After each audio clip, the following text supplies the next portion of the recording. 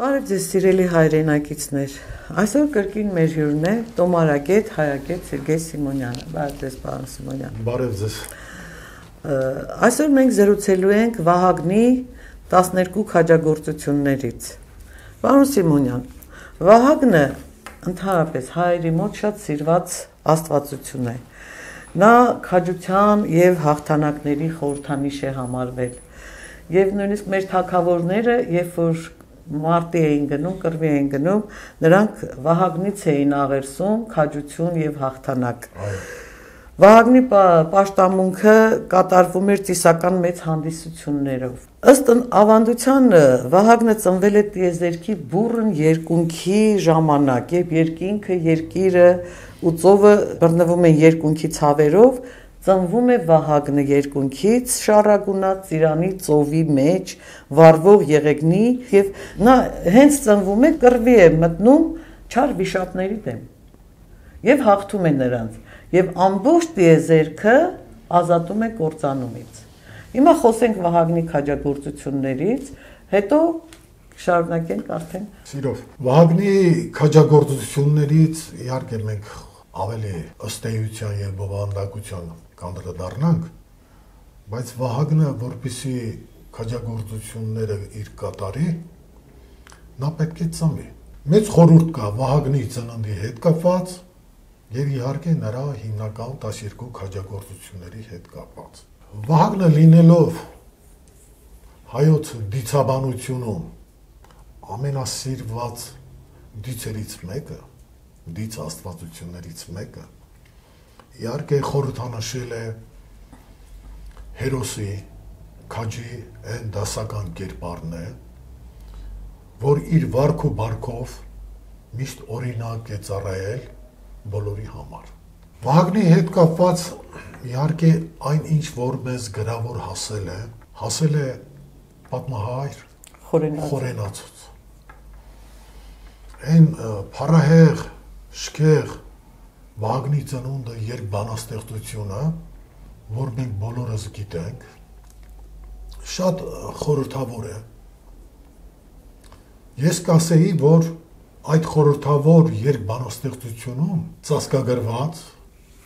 այլաբանորեն փոխաբերությունների միջոցով մեծ խորհուրդ։ Վահագնի նախ անման հետ կապված մի փոքր անդրադառնանք։ Վահագն անունը, որպեսզի մենք հասկանանք ինչի հետ գործ ունենք, նախ վահ եւ ագն, այս երկու արմատներին անդրադառնանք։ Մենք ունենք հայերենում նաեւ վեհը։ Վահի դեպքում վահը իր մեջ ունի ահը։ Ահը զորության հետ է կապված։ Երբ որ մենք ասում ենք ահեղ, ահավոր, այսինքն դա մեծ զորության մասին է խոսում։ Երբ որ մենք ասում ենք վեհ, այստեղ արդեն ի հայտ է գալիս աստվածային երկնային զորության գաղափարը։ Ագն,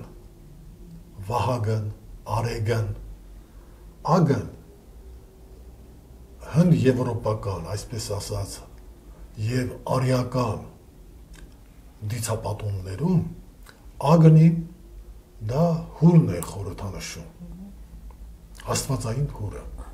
Ուրեմն մենք տեսնում ենք, որ այստեղ աստվածային հուրի գաղափարը կա եւ այդ անունը միանշանակ առնչվում է եւ աստվածայինի հետ եւ հրեղեն զորության հետ։ Դա մեկ։ Վահագնի մասին, որպեսզի ամբողջական պատկերացում կազմենք, մենք չպետք է մոռանանք, որ ընդհանրապես հայկական դիցաբանությունում շատ սերտ թե իմաստային առումով, թե բովանդակության առումով, թե խորհրդի առումով կապված են Վահագնը դից աստվածությունը եւ աստղիկը, դիցոյ։ Եվ աստղիկի մեհյանը կոչվել է Վահագնի սենյակ։ Սա պետք չէ մակերեսորեն ընկալել Վահագնի սենյակ կոչվածը։ Շատ-շատերը մակերեսորեն ընկալելով դրան ոչ ճիշտ մեկնաբանություններ են տվել։ Սա ավելի խորքային իմաստ ունի։ Մենք գիտենք, որ աստղիկը գեղեցկության սիրո դիցուհին է։ Մենք գիտենք, որ Վահագն աստվածային, արևային, հրեղեն զորություն է։ Զորություն, բանականություն։ Այս երկուսի սերը, փոխադարձ սերը շատ օրինակելի եւ շատ ուսանելի արականի, իգականի միաբանության խորհուրդ ունի, սիրո խորհուրդ ունի։ Եվ այդ միաբանությունը սիրով է կատարվում։ Սերն է, որ այդտեղ առաջնային դեր է կատարում։ Հիմա աստղիկի մասին մենք նաև գիտենք, որ աստղիկը ջրերի հետ կապված է։ Չմոռանանք դիցաբանական ավանդապատումներից, որ աստղիկը լոգանք էր ընդունում Եփրատի կամ Արածանի ջրերում։ Մշշով պատում էր, որ մշշով պատում էր, որ երիտասարդները չտեսնեին իր մերկությունը եւ մշեցի, որ ասում ենք մուշ հենց կապված է այդ անվանումը կապում են աստղիկի հետ պատմության հետ են կապում։ Այսինքն մենք այստեղից տեսնում ենք, որ աստղիկը ջրի հետ է որոշակիորեն կապված։ Մեր Վահագնն էլ հրի հետ է կապված։ Մենք գիտենք, որ հուրն ու ջուրը դիզերական տարերքներն են, որոնց այսպես մի քիչ պոետիկ ասենք, սիրախաղից հրի եւ ջրի արարվել է ամբողջ դիեզերքը, ամեն ինչ։ Եվ հետաքրքիր է, որ հուրը եւ ջուրը նույնիսկ լեզվաբանորեն իրար հետ ընդհանրություն ունեն, եւ հուր տարերքի անվան մեջ եւ ջուր տարերքի անվան մեջ ուրը միշտ արկա է։ Եվ այստեղից ես կարող եմ ասել, որ այս խորհուրդը պետք է ճիշտ հասկանալ։ Եթե մենք դիտարկում ենք մարդուն որպես փոքր աշխարհ, միկրոկոսմ, դիեզերքը որպես մեծ աշխարհ, այսինքն այն ամենը, ինչ որ դիեզերքում կա, արկա է, դա ավելի սեղ համառոտված ձևով, սերնային ձևով արկա է նաև մարդու աշխարհում, ներաշխարհում։ Ուրեմն մենք պետք է իմանանք, որ մեր ներաշխարհում անկախ նրանից մարդը դա հասկանում է, չի հասկանում, բոլոր այդ ոգեղեն զորությունները արկա են։ Որոշ զորություններ ակտիվ եռանդագին վիճակում են, մյուս զորությունները քնած վիճակում են։ Հիմա Վագնի ծնունդը, եթե մենք այս տեսանկյունից նայենք, նաև հիշենք, որ կա պատմություն, որ աստղիկին արևանգել է վիշապը եւ գերեվարված վիճակում վիշապի ճիրաններում պահված է ստոր երկրայում վիշապը ամրոցում գերեվարել է աստղիկին։ Աստղիկը անունն էլ շատ հետաքրքիր է այն առումով, որ հնուց ավանդված պատմություններ կա, որ մարդ երբ որ ծնվում է, որոշակի աստղի տակ է ծնվում։ Եվ այդ աստղը իր ներսում կա, ինչ աստղի տակ որ ծնվել է։ Եվ այդ աստղը հենց մարդու աստղիկ անձնավորությունն է։ Ցանկացած մարդ իր փոքր աշխարհում ունի աստղիկի, բայց ցավոք սրտի նա գերեվարված վիճակում է։ Եվ այն վատ որակները անձնավորության հետ կապված որ կա, հենց կապում են աստղիկին գերեվարած հրեշի հետ, վիշապի հետ։ Իսկ Վահագնը արևային հրեղեն այդ զորությունը մարդու անհատականության հետ է կապված։ Մենք պետք է տարանջատենք, հասկանանք, ինչ բան է անձնավորություն, ինչ բան է անհատականություն։ Անհատականության ծնունդը ոչ բոլոր մարդիկ են անհատականություններ։ Բոլորը, երբ որ 16 տարին լրանում է, անձնագիր են ստանում, համարվում են, որ իրենք արդեն հասուն մարդիկ են, անձնավորություններ են եւ պատասխանատվություն պետք է կրեն իրենց բոլոր արարքների համար։ Բայց ոչ բոլոր մարդկանց ենք մենք ասում անհատականություններ։ Եվ այստեղից մենք կարող ենք ասել, որ այո, Վագնի ծնունդը անհատականության ծնունդն է անձնավորությունում։ Երբ որ անձնավորությունը արդեն իրեն դրսևորվում է իր առաքինությունների առումով, իր բարքու վարկի առումով, իր ամեն բարեպաշտությամբ եւ այլն, բարձրագույն եսի գաղափար կա։ Կա անձնական ես հասկացողություն եւ կա անհատական ես։ Այդ անհատական եսը կարող ենք ասել, որ հոգեվոր։ Այո, ոգեղեն հոգեվոր եսն է։ Ավելի բարձր է։ Իսկ երևարվածը դա անձնական եսն է։ Դրա համար այդ անձնական եսը երբեմն որ ասում են էգոիզմ, այսինքն նախանձախնդրություն, նախանձ բառն էլ ասում, որ միշտ նախանձության հետ է կապված շատ վատթարագույն բարք ու վարք, որ դրսևորվում է։ Ուրեմն հենց անձնավորության այդ գերեվարվածությունը վիշապի կողմից դա հենց արկայությունն է սովորական մարդկանց մոտ, որ նախանձությունը արկա է եւ չարիք է։ Ազնուրազ դրսևորումը Վահագնի քաջագործությունների մենք անդրադառնանք, Վահագնը իրեն դրսևորում է որպես ազնուրաց, այսինքն ինքը անձել չի, բայց նրա մոտ ինչ որ արվում է սովորական մարդու տեսանկյունից, դա անձնուրացություն է, վեհ արարքներ են, վեհություն կրող սխրանքներ են, քաջագործություններ են։ Այս ամենով հանդերձ նաև որոշակի անդրադարձ կատարենք վիշապին, որպեսզի հետագա մեր խոսակցությունը պարզ դառնա։ Վիշապի դասական կերպարը առասպելական ավանդապատումներում այն է, որ վիշապը եւ ստորջրյա, եւ գետնի վրա, եւ ջրերում, գետնի վրա, օդում, հրեղեն ոլորտում նա գործում է։ Այդ հրի հետ կապված մենք բոլորս գիտենք հեքիաթներից, պատմություններից, որ վիշապը իր երախից ժայթքում է, բխում է հուր, կրակ։ Հիմա մեր Վահագնին, որ մենք վիշապաքաղ ենք ասում, մենք պետք է հասկանանք, որ վիշապը սա բոլոր ոլորտներում, հողեղեն, ջրեղեն, օդեղեն, հրեղեն ոլորտներում նա գործում է այդ զորությունը։ Եվ այդ վիշապին հաղթելու համար պետք է զորությունները կարողանալ սանձել, կառավարել։ Հենց այս իմաստը նկատի ունեն, երբ որ ասում են վիշապաքաղ։ Մեր Վահագնին վիշապաքաղ ասելուց բացի նաև ասում են հայոց Հերակլես, պատահական չեն ասել։ Սա որտեղից է գալիս։ Հայագետները Վահագնին անդրադառնալով, փորձելով, որ հասկանան ինչի մասին է խոսքը, որոշները Լագարդը, Հյուբշմանը, Գելցերը, Խալաթյանցը, դրանք կապում էին, որ իրանական ավանդապատումներից է վերցված Վահագնը, կապում էին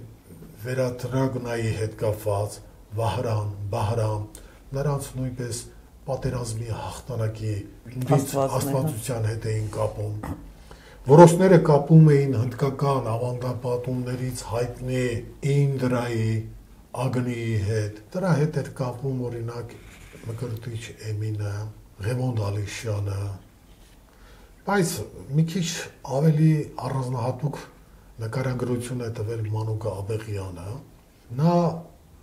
շատ մյուսներից տարբեր, որ մյուսները հակված էին ասելով, որ Վահագնը սպանում է վիշապին, Մանուկ Աբեղյանը լեզվաբանորեն ավելի հետաքրքիր մոտեցում է ցուցաբերել եւ քաղել բառը նա ըստ իս շատ ճիշտ մեկնաբանություն է տվել,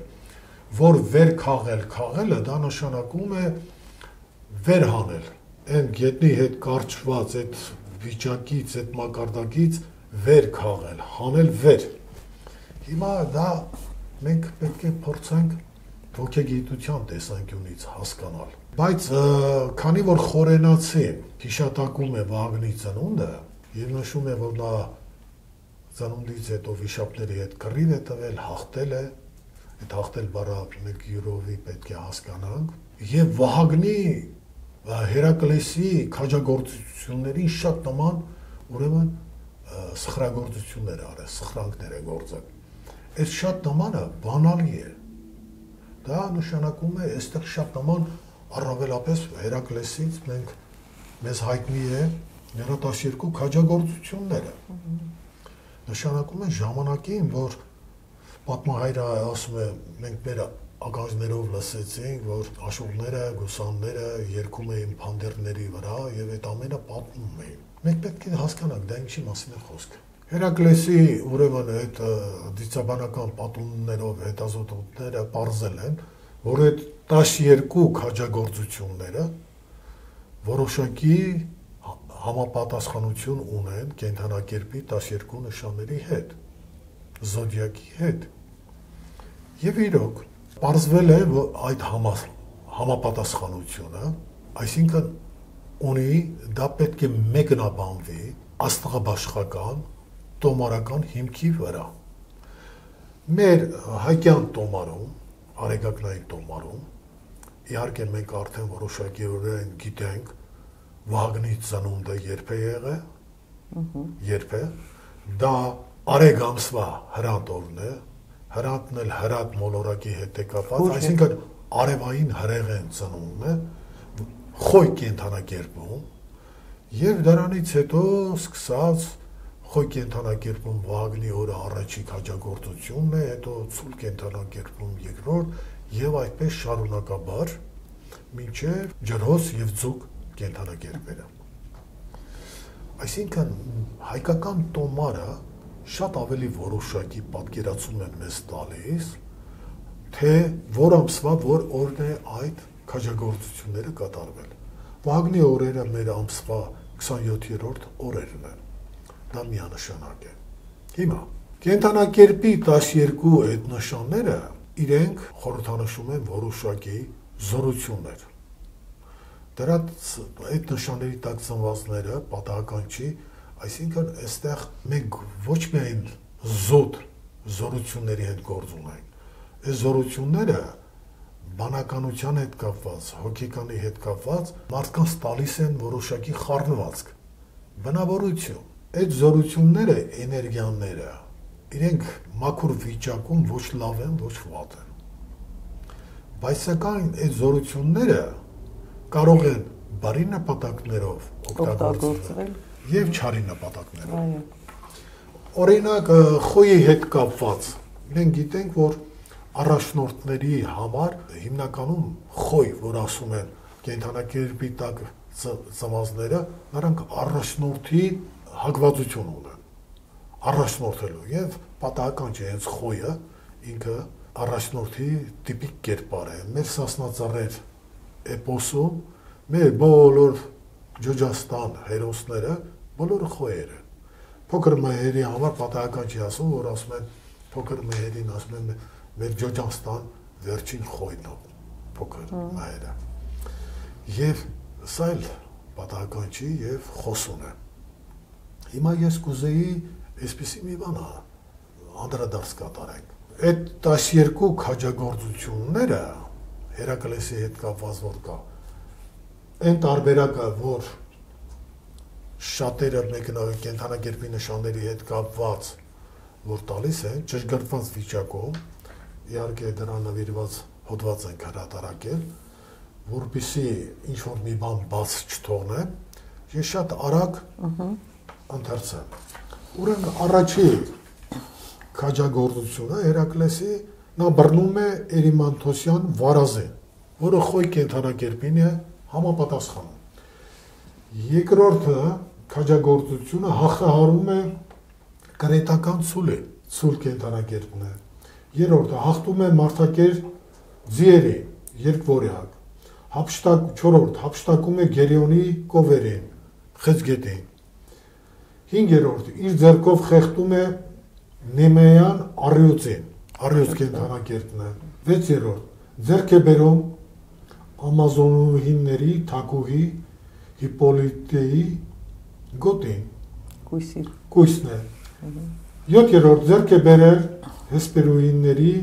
ոսկե խնձորները, քշերք։ Ութերորդ սպանում է Լեռնեյան հիդրային, կարիճ։ Իններորդ աղեղից արձակված նետերով խոցոտում եւ քշում է Ստիմփալյան թռչուններին, աղեղնավորն է։ 10-րդ բռնում է Կերինյան եղջերուին, այս եղջյուրի հետ է կապված, 11-ը մաքրում է Ավգյան ախորները, ջրհոս, եւ 12-րդ հաղթում է Հադեսի պահակ Կերբերոսին, ձուկ։ Խոյ կենդանակերպից հաջորդաբար մինչև ձուկ կենդանակերպը ամեն նշանին համապատասխան Վահագնը կատարել է 12 քաջագործություններ։ Ինքը ծնունդով խոյ է, արևային է,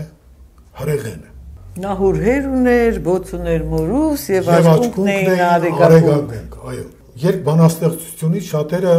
Վահագնին ասել են, որ նա արևի աստվածություն է, եւ էլի ուրիշ կարծիքներ, բայց տվյալ պարագայում մեր ուսումնասիրությունները ցույց են տալիս, որ այստեղ կարևորը պետք է Վահագնի 12 քաջագործությունները կապել մարդու երկրորդ ծնունդի եւ հոգեվոր զարգացման կատարելագործման հետ։ Երկրորդ ծնունդը այդ քաջագործություններից առաջ Վահագնը պետք է ծնվի։ Այսինքն այդ աստվածային, արևային, հրեղեն զորությունը պետք է ծնվի։ Մենք գիտենք Հերակլեսի պատմությունից, որ Հերակլեսը մինչև իր քաջագործությունները կատարելիս նա բավականին իր ժամանակին պատշաճ գիտություններ է ստացել, աշակերտել է, ուսումնասիրել է, երաժշտություն է, ռազմական խաղեր են, նետու աղեղին տիրապետել է եւ այլն։ Եվ հետաքրքիր է, որ Հերակլեսը քաջագործություններից առաջ նա Հերմեսից ստանում է սուրը, Ապոլոնից ստանում է նետու աղեղը, Հեփեստոսից ստանում է ոսկե զրահը, եւ սա ինչի մասին է խոսում։ Միակ բանը, միջոցը քաջագործություններից առաջ որ նա ունեցել է, նա հացենուց պատրաստված, միակ որ իր ձեռքով պատրաստված, դա հացենուց պատրաստված մահագը կամ գուրզն է եղել։ Մենք տեսնում ենք այստեղ, որ դից աստվածությունները Վահագնին կամ Հերակլեսին քաջագործություններից առաջ տալիս են այն միջոցները անհրաժեշտ, որ նա պետք է կիրառի։ Եվ այստեղ երկրորդ ծնունդը, որ պետք է կայանա եւ քաջագործությունները հաջորդաբար պետք է կատարվի, մենք պետք է մի փոքր հասկանանք հոգեբանորեն, ոգեգիտական տեսանկյունից։ Սովորական մարդկանց մեծ մասը իրենք մինչև ֆիզիկական մահը երկրորդ ծնունդ չեն ունենում։ Մի քիչ զուգահեռներ տանենք, օրինակ հին հավատքներում եւ դրանց հետ կապված նույնիսկ քրիստոնեությունում մկրտության, ուրեմն արարողության հետ կապված, ծեսի հետ կապված նշվում է, որ տվյալ մկրտվողը ինքը երկրորդ ծնունդ է ունենում, այսինքն երկրորդ անգամ ծնվում է երկնային ավազանից, ոգեղեն ավազան։ Եվ երկրորդ անունն է ստանում։ Եվ երկրորդ անունն է տալիս։ Բայց հին կոնկրետ մեր հին հավատքում, պաշտամունքում Վահագնի ծնունդը հենց երկրորդ ծնունդ է։ Իհարկե երկրորդ ծնունդը պետք է այդպես անսպասելի չի լինում։ Տվյալ անձնավորությունը իր կյանքի ընթացքում սովորում է, կրթվում է, մարզվում է, իր բարքու վարքով որոշակի մակարդակ է ձեռք բերում, որի արդյունքում իհարկե այստեղ չպետք է մոռանալ, այդ ամենի հիմքում երեք բան կար. սեր, իմաստնություն եւ ճշմարտություն։ Այս սերը, աստվածային սերը, իմաստնությունը եւ ճշմարտությունը, որպեսզի մարդու մոտ առկա լինի, դրա պետք է մարդը հավասարակշռված մարդ լինի։ Մարդը պետք է խոհեմություն ունենա, այն վատ վայրի բարքերը պետք է կարողանա հաղթահարել։ Երբ որ նա հասնում է մի վիճակի եւ այդ ձգտումը ունի, նպատակն ունի եւ Վահագնի ծնունդը կատարվում է, այդ զորությունը, Վահագնի արևային հրեղեն զորությունը արդեն պատրաստ է քաջագործությունների։ Սա արդեն կատարելագործման, հոգեվոր զարգացման ճանապարհն է։ Տարվա կենաց շրջանում կենդանակերպի նշաններին համապատասխան մենք գիտենք, որ բոլոր այդ կենդանիները, դա կլինի վարազ, դա կլինի ցուլ, դա կլինի վիշապ, դա կլինի առյուծ եւ այլն, այստեղ մենք պետք է հասկանալ, որ այդ բովանդակության նկարագրության մեջ հաղթահարվում են անցանկալի բաներ, ձեռք է բերվում, իհարկե Վահագնի ծնունդը արդեն խոսում է, եթե նա արևային հրեղեն ծնունդ է, նա առաջնորդի իծնե ունի առաջնորդելու այդ խառնվածքը, բնավորությունը։ Իհարկե այս ամենը, այդ զորությունը, այդ ծնունդը չպետք է չարաշահվի, այսինքն պետք է իբարի օգտագործել։ Այսինքն դուք ասում եք, ոչ թե ուզում եք ասեք, դուք ասում եք, որ երբ որ մարդը իր մեջ եղած բացասական կեսին հաղթահարում է, նա արդեն կարող է դառնալ աստվածամարդ կամ Վահագնին արժանի։ Այո, սա խոսում է նրա մասին, որ բոլոր կենդանակերպի նշանների հետ կապված դրականը եւ բացասականը որ կա, ամեն իր փորձառությունների, այս քաջագործությունների ընթացքում առնչվելով տվյալ իրավիճակներում, նա իրենում անձնավորությունում արկա ինչքան բացասական որ կա, դա ոչ թե ոչնչացնում է, այլ վերափոխում է։ Այդ էներգիան դարձնում է, փոխակերպում է դրականի։ Այսինքն էներգիայի այստեղ էներգիա սպանելու, էներգիա ոչնչացնելու խնդիր չկա։ Սպանելը չի, վերափոխելն է։ Վերափոխելու։ Հները այս երևույթը անվանում էին ալքիմիայի լեզվով ասած, ոչ ազնիվ մետաղները վերածում էին ազնիվ մետաղների։ Սա ալքիմիական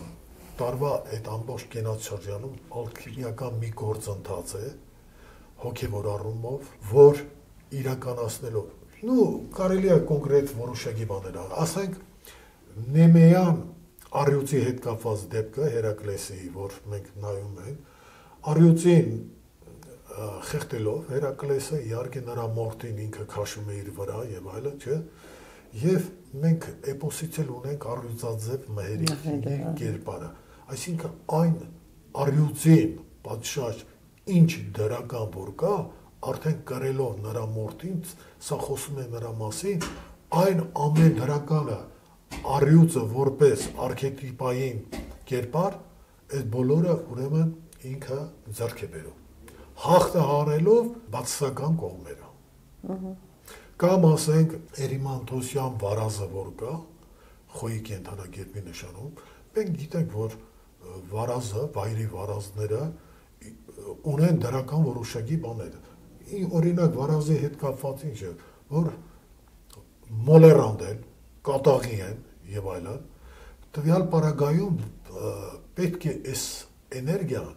որը մոլերանդության հետ է կապված, կատաղության հետ է կապված, դա օգտագործելու հաստատակամության, նպատակի հետ կապված, ինչ որտեղ համառության, գործի հաջողության հասնելու համար եւ առաջնորդության համար։ Կամ թեկուզ վերցնենք մենք Լեռնեյան հիդրան, վիշապը, որը վիշապի խորհուրդ ունի, սա էլ կարիճ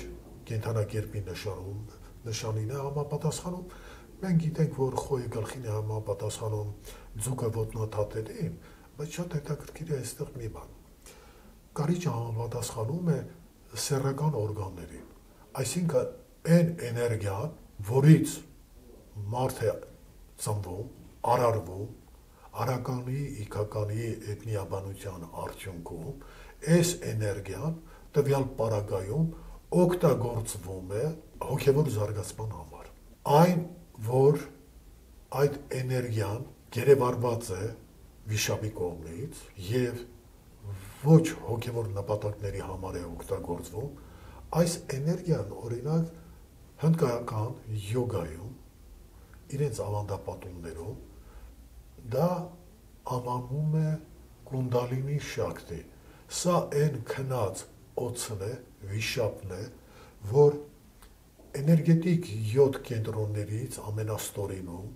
Մուլադհարա չակրայում, այդ էներգետիկ կենտրոնում ասում են կծկված, 3 պտույտ արաված,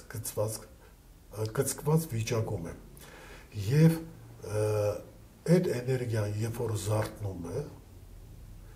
նա բարձրանում է բոլոր էներգետիկ կենտրոններով, ողնաշարով, մինչև հասնում է վերին էներգետիկ կենտրոն եւ վերին էներգետիկ կենտրոնում Շիվան եւ Շակտին, Դևին իրար հետ միանում են, ամուսնանում են, այսինքն ամբողջանում են մարդ արարածը հոգևոր ոգեղեն առումով։ Տվյալ պարագայում մենք գիտենք, որ մենք ունենք Շիվինի արևի աստվածություն եւ Շիվայի հետ կապված մենք այստեղ նաեւ զուգահեռ տանենք, որ Շիվայի մեկ է Դևիի այս միաբանությունը շակտի այդ զորության հետ կապված նույն մեր Վահագնի եւ Աստղիկի հետ է կապված, այսինքն վեր հանելով այդ վիշապի կողմից, որ ասում են կենթանի ջրերը փակել է կենթանի ջրերի ակունքը, այստեղ կենթանի ջուր ասածը պետք է հասկանալ այն կենարար զորությունը, ուժը, բեղմնավոր որ կա, ուրեմն այդ ակունքները բացվում է եւ դա սկսում է վեր հառնվել, բարձրանալ։ Սա նաեւ կապվում է այդ վիշապաքաղի հետ։ Այսինքն այդ ամբողջ զորությունը հասնում է Վահագնի արևային հրեղեն զորության ենթակայության տակ։ Եվ հրեղենը եւ ջրայինը միաբանվում են, ամբողջանում են։ Սա արդեն հոգևոր զարգացման վերջնական փուլն է եւ պատահական չէ, որ Հերակլեսը կատարելով այդ 12 հիմնական քաջագործությունները նա մուտք է գործում Օլիմպիոս, մեր պարագայում արդեն Վահագնի քաջագործություններին հետևելով, ձեռք բերելով այդ բոլոր առաքինությունները իր վարք ու բարքով, ուրեմն մեր հերոսը մուտք է գործում աստվածների կաճառ։ Այսինքն այդ քաջագործությունները Վահագնը արդեն կատարել էր եւ Հերակլեսը կրկնում է այդ քաջագործությունները։ Շատ հետաքրքիր է։ Այսինքն նույն բանն է կատարվել, Վահագնը նույնն է արել, ինչ որ Հերակլեսն է արել։ Հետո ժամանակային առումով որ մենք մոտենանք, Վահագնի ծնունդը երկբանաստեղծության ուսումնասիրությունը ցույց է տվել, որ սա շատ արխայիկ, հին չափածո գործ է։ Եվ սա խոսում է նրա մասին, կան ուսումնասիրություններ, Իվանովը անդրադարձել է մեր Վահագնի ծնունդ այդ երկբանաստեղծությանը եւ ասում է, որ սա հնեվրոպական այն միասնության ժամանակաշրջաններից եկող չափի առումով կառուցվածքով որպես չափածո գործ ունի այդ հնության կնիքը կրում է։ Սա խոսում է նրա մասին, որ մեր Վահագնը ավելի հին է եւ իր պատմությամբ, իր ամեն ինչով, քան ասենք հունական Հերակլեսի պատմությունները։ Բացի այդ, մեր տոմարը, հայկյան տոմարը, մենք գիտենք, որ հին է, նախքան Քրիստոս 7162 թիվ հայոց բուն թվականի սկիզբն է։ Եվ մենք տոմարում ամսվա օրակարգում ունենք Վահագնի օր։ Սա խոսում է, որ այս ամենը գալիս է շատ հին ժամանակներից, առնվազն սկսած մեր Հայկ Նահապետի ժամանակներից։ Եվ այստեղ Վահագնի քաջագործությունները սա արքետիպային առասպելական ավանդապատում է, այսինքն սա այնպիսի մի կատարյալ վարքականոնի հետ կապված, հոգևոր զարգացման հետ կապված մի ավանդապատում է, որին պետք է հետևել, ուսուցողական նպատակ ունի, առաջնորդող նպատակ ունի։ Եվ մենք չենք ասում, որ Հերակլեսի քաջագործություններին հետևելու։ Հերակլեսի անունը մենք տալիս ենք զուտ նրանից ելնելով, որ Վահագնի քաջագործությունների հետ կապված ավանդապատումները չեն պահպանվել։ Ցավոք սրտի չեն պահպանվել։ Եվ այս առումով մենք սա շատ պետք է կարևորենք, ամփոփենք ինչ որ առումով, որ Վահագնի ծնունդը տվյալ դեպքում երկրորդ ծնունդ է, հոգևոր ծնունդ է։ Այս հոգևոր ծնունդով արևային հրեղեն մարդու ներաշխարհում այդ զորության ծնունդով հնարավորություն է ստեղծվում մարդը իր հոգևոր կատարելագործման ճանապարհին հաղթը հարել բոլոր խոչընդոտները։ Եվ այդ պատմությունները 12 քաջագործություններ խոսում են կոնկրետ ավելի փոխաբերական, այլաբանական իմաստով, թե ինչ խոչընդոտների հետ կառանցվի մեր նվիրյալ հերոսը, որ այդ ճանապարհն է բռնել։ Եվ ինքը ինչպես պետք է հաղթահարի դրանք, հաստատական ձևով ինչ միջոցներ պետք է օգտագործի, որպեսզի հասնի այն նպատակին։ Այսինքն այստեղ արդեն հստակ ուրվագծվում է, որ սովորական մահկանացու մարդը երկրորդ ծնունդից հետո անցնելով այդ հոգևոր կատարելագործման ճանապարհը, նա վերջին քաջագործությունից հետո մտնում է դից աստվածությունների կաճառ որպես աստվածամարդ, Սա միևնույն ժամանակ խորհուրդ ունի, թե ինչպես են անմահության հասնում։ Եվ Հերակլիտի այն խոսքը կա, որ սովորական մարդիկ մահկանացու աստվածներ են, իսկ աստվածները անմահ մարդիկ են։ Հենց սա վերաբերում է նաև այս պատմության հետ, որ սովորական մահկանացու մարդը ունի չօգտագործված հնարավորություններ հոգևոր զարգացման համար եւ եթե նա հասկանալով, ձգտելով, տիրապետելով այս ամենին կարողանա այդ ճանապարհը անցնել, նա ուրեմն մահկանացու մարդուց վերածվում է անմահ աստվածամարդու։ Սա շատ կարևոր է։ Մենք տեսնում ենք, որ վաղումների քրմական դասում այս միստերիան գործել է։ Սա խորհրդապաշտական մի ամբողջ համակարգ է, որ մեզանում գործել է եւ սրանով առաջնորդվել է։ Ինչի համար, որպեսզի անմահություն ձեռք բերեն։ Պարոն Սիմոնյան, աստորեն Վահագնը ծնվեց եւ փրկեց տիեզերքը, փրկեց ամբողջ աշխարհը ըստ էության կործանումից։ Հիմա մեզ մի նոր Վահագն է պետք որ ծնվի, որ աշխարհը չկործանվի։ Ուրեմն ես այսպես կասեմ։ Տիեզերական Վահագնի ծնունդը տեղի է ունեցել։ Դրա համար էլ այսօր տիեզերքի կործանման մասին խոսալը անիմաստ է։ Ես ասացի, որ նշեցինք մենք, որ մարդը փոքր աշխարհ է, փոքր տիեզերք է, միկրոկոսմ է։ Մարդու մեջ այդ մեծ տիեզերքում արկա ինչ զորություններ կան, որ ներկայումս ակտիվ են, ներգործում են, աշխատում են, այսինքն այդ բոլոր դից աստվածությունները արկա են։ Իրենց գործարարական առումով իրենց ֆունկցիաները կատարում են։ Բայց մարդը որպես փոքր աշխարհ ինքը այդ զորությունների հետ կապված քնած, լատենտ վիճակում է։ Ես դա է ուզում ասել, որ նոր Վահագն է, յուրաքանչյուրիս Վահագնի ծնունդ չպետք է սպան։ Մենք յուրաքանչյուրիս մեջ Վահագնը պիտի ծնվի, ես էդի նկատի ունեի, ոչ թե այո, այդ Վահագնի ծնունդը բոլորիս պարտքն է իմանալով այս պատմությունը, խորհուրդը, իմաստը ավանդապատումների, որ այդ երկրորդ ծնունդը տեղի ունենա։ Եվ դրա հետ կապված մենք անցնենք այդ նվիրական ճանապարհը 12 քաջագործությունների, որովհետեւ անմահություն ձեռք բերեն։ Եվ բացի այդ, այդպիսի ճանապարհը անցածները դառնում են հոգևոր առաջնորդներ, իրենք կարող են մեր ներկա այս միջավայրում, երկրային աշխարհիկ միջավայրում առաջնորդել մարդկանց, ազգի առաջնորդներ են դառնում, հերոսներ են դառնում, եւ նրանց հետևելով սովորական մարդիկ ոգևորվում են, ոգեկոչվում են, իրենք են մաքրվում, այդ ճանապարհը անցնում։ Այսինքն սա շատ լավ օրինակ է այս պատմությունը, ավանդապատումը, որ մեր նախնիկ հոգևոր գիտության տեսանկյունից, ոգեգիտության տեսանկյունից այս ամենը համակարգված էր եւ գործում էր այդ դպրոցը, հոգևոր դպրոցը գործում էր, որտեղ մարդիկ անցնում էին այդ հերոսական ճանապարհով։ Իհարկե ոչ բոլորը կարող էին այդ խոչընդոտները հաղթահարել, բայց դպրոցի արկայությունը, ավանդության արկայությունը, երբ որ ընձեռվում էր եւ նվիրյալին հնարավորություն էր տրվում անցնել այդ ճանապարհը, սա արդեն շատ մեծ նշանակություն ունի։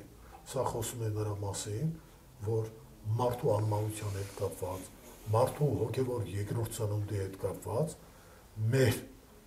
տոմարում էլ այդ աստղաբաշխական, աստղային իմաստնությամբ լեցուն տոմարական այդ խորհուրդների հետ միասին հնարավորություն է եղել ժամանակի մարդիկ իրականացնեն բոլոր լուրջ կրոններում, հավատքներում շատ կարևոր դրված է եղել ազատության խնդիրը եւ անմահության խնդիրը։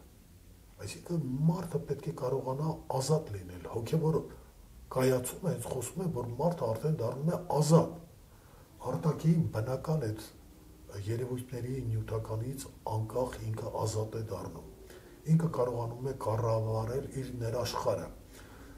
նրանում ծնվում է անհատական եսը, աստվածային գերագույն եսը։ Եվ այդ անձնավորությունը, թեկուզ շատերի համար ծանոթ են քրիստոնեական Սուրբ Գրքից, Բիբլիայից ծանոթ են նոր կտակարանից, որ ասում է ինչ օգուտ ամբողջ աշխարհը ունենաս, բայց անձդ կորցնես։ Ինչ օգուտ ամբողջ աշխարհը ունենաս, բայց քո աստղիկին կորցնես։ Այսինքն այստեղ աստղիկին չկորցնելու համար պետք է հասնել այն բանին, որ Վահագնը ծնվի մեր ներաշխարհում եւ Վահագնի այդ արևային հրեղեն զորությունով անցնենք այդ նվիրական քաջագործությունների ճանապարհը եւ տեղի ունենա Վահագնի եւ աստղիկի սիրո այդ միաբանությունը։ Եվ կա մի պատմություն նաեւ դիցաբանական, որ ասում է այդ սիրո միաբանությունից, ամուսնությունից Վահագնի աստղիկի անձրև է գալիս, կենարար անձրև, բնությունը ծաղկում է, ծաղիկներ, զարթոնք, ամեն ինչ եւ այլն, եւ հետաքրքիրը, որ Վահագնը եւ աստղիկը իրար հետ միասին հեծած վիշապին ճամփորդում են տիեզերքով մեկ։ Սա շատ խորհրդանշան է։ Սա խոսում է նրա մասին, որ վիշապի այդ զորությունը կապված հող տարերքի հետ, կապված ջուր տարերքի, օդ տարերքի, հուր տարերքի, ամբողջը անցել է ուրեմն Վահագնի յետակայության տակ, կառավարության տակ, եւ նա այս բոլոր զորությունները, տիեզերական 4 տարերի զորությունները կարողանում է կառավարել եւ հաղթահարել բոլոր խոչընդոտները։ Այսօր շատ կարևոր։ Ամենաառաջի հերթին մարդ ինքը իրեն պիտի հաղթահարի, հետո նոր մտածի իր ներսի վիշապին պետք է սանձի, պետք է սանձի, եւ դառնա վիշապակաղ։ Եվ վիշապակաղի առիթ եղել է, ասել են, դա հենց համապատասխանում է մեր տոմարով քաղոց ամսվա Վահագնի օրվան։ Հենց քաղոցել դրա համար։ Այո, դրա համար վիշապակաղի օրն է, նոյեմբերի 12-ն է, մենք ասեցինք առարչական այդ էներգիան, որ մարդ ծնվում է, այդ էներգիան մենք գիտենք, որ առարչական մարդու օրգանիզմում օրգանները որ կան, այդ էներգիայի շնորհիվ է, որ մարդ է ծնվում, լույս աշխարհ է գալիս։ Բայց դրանից հետո մարդու մոտ այդ էներգիան, երբ որ կապիտերբին, երբ որ ավելի վեհ փոխակերպումներ է ունենում, դա երբեմն ասում են սուբլիմացիայի ենթարկվում, ալքիմիական առումով ոչ ազնիվ մետաղները դառնում են ազնիվ մետաղներ, ոսկի եւ այլն, իսկ ոսկին արեքակի մետաղն է։ Ալքիմիայի այլաբանական լեզվով դա նշանակում է այն ինչ որ չի հասունացած, պետք է հասունանա արևային հրեղեն բնույթ ունենա։ Հետ սա էլ կապված է ուրեմն Վահագնի 12 քաջագործությունների հետ։ Եվ մարդը կատարելության է հասնում, անմահության է հասնում եւ դառնում է ազատ։ Ազատագրվում է երկրային նյութական այս անցողիկ աշխարհի ոլորտից։ Մարդը ավելի չմոռանամ նաեւ ասել, որ նյութական աշխարհից բացի մենք բոլորս էլ լսել ենք տարբեր աղբյուրներից, որ կա լույս աշխարհ։ Այո։ Հոգին լույս աշխարհից է։ Եվ գերեվարված աստղիկը նայել է լույս աշխարհից, բայց գերեվարված վիճակում է։ Ուրեմն նա նորից պետք է Վահագնի հետ միասին, միանալով, ամուսնանալով, նորից գնա լույս աշխարհ։ Եթե Վահագնը հուր է, աստղիկը լույս է, աստղային լույս է։ Եվ այս միաբանությունը շատ գեղեցիկ ավանդապատումների ձևով մեզ է ասել, եւ այսօր առիթը օգտագործեցինք, չմոռանանք նաեւ մեր դիտորդներին ասել, որ այսօր Արեգ ամսվա հրանտ օրն է, Վահագնի ծննդյան օրը։ Շնորհավոր Վահագնի ծնունդ։ Այսօր մարտի 22-ն է, նշենք, որ հրատ օրն է, Արեգ ամսվա։ Արևային հրեղեն այդ օրն է, որը մենք նշում ենք որպես Վահագնի ծնունդ։ Շնորհակալություն, պարոն Սիմոնյան։ Ես եմ շնորհակալ։ Տեսություն, սիրելի հայրենակիցներ։